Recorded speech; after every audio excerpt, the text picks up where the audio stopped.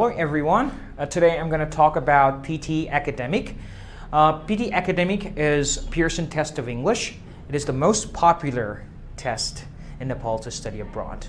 र तपाईले PTE Academic मा चाहिँ धेरै प्रश्नहरु हुँदछ, कतिवटा मोड्युल्स हुन्छ, यो के आइएल्स जस्तो हो त भनेर धेरै प्रश्नहरु आउँदछ। मोड्युल्सहरु सेम छ।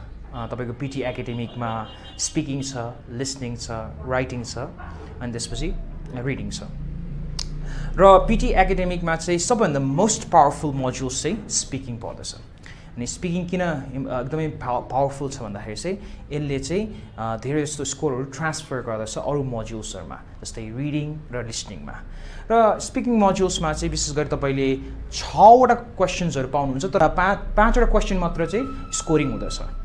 6 वटामा एउटा चाहिँ जुन पर्सनल इन्ट्रोडक्सन छ त्यसमा चाहिँ तपाईको स्कोर हुँदैन। तपाईले you have to talk about yourself, तपाईको स्टडीको बारेमा, अनि तपाईको के भन्दाखेरि चाहिँ पियर्सन टेस्ट किन लिँदै हुनुहुन्छ भनेर।